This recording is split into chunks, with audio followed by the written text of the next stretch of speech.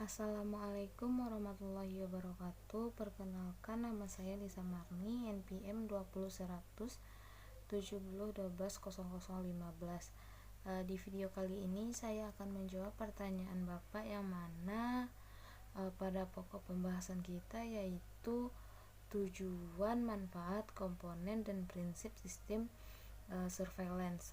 Baiklah, tidak berlama-lama, langsung saja kita masuk ke pertanyaan pertama. Baiklah, yaitu pertanyaan pertama mengemukakan, menjelaskan, dan memberikan contoh tujuan dari sistem surveillance. Yang pertama itu memonitor, mengevaluasi, dan memperbaiki program pencegahan dan pengendalian penyakit.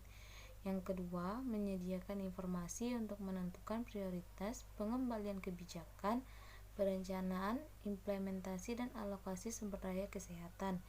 Yang ketiga, monitoring kecenderungan penyakit endemis dan mengimitasi dampak penyakit di masa mendatang. Yang keempat, mengidentifikasi kelompok risiko tinggi. Dan yang kelima, mengidentifikasi lebih lanjut.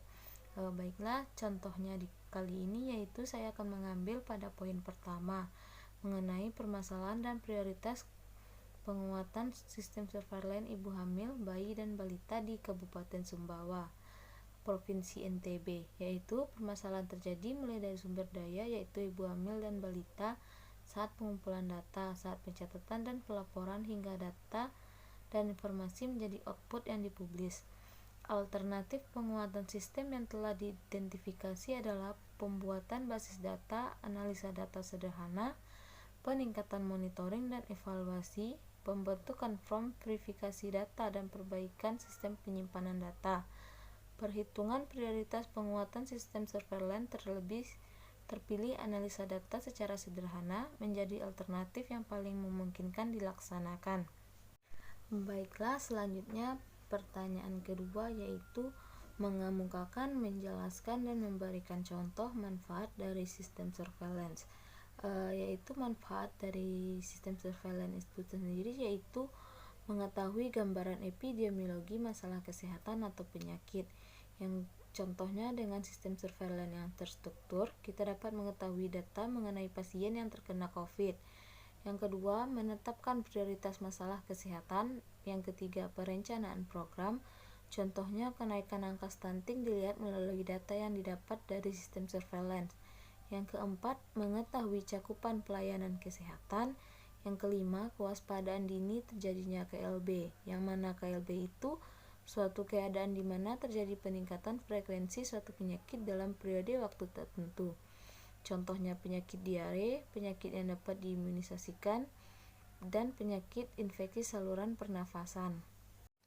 Baiklah, selanjutnya pertanyaan ketiga yaitu mengemukakan, menjelaskan, dan memberikan contoh komponen dari sistem surveillance.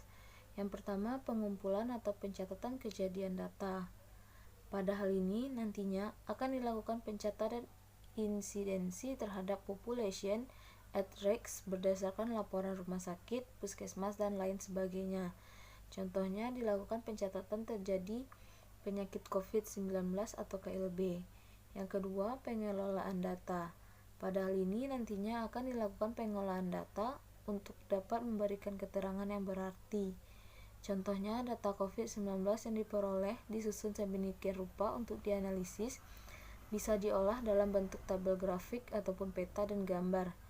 Yang ketiga, analisis dan interpretasi.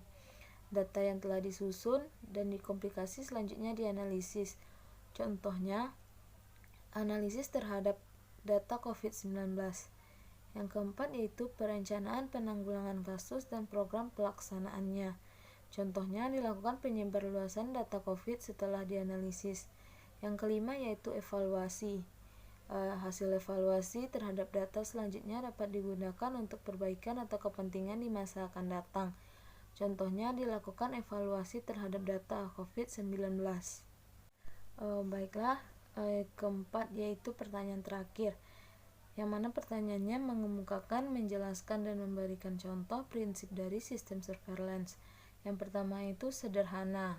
Contohnya, kegiatan pengiriman laporan dari puskesmas yang telah disederhanakan.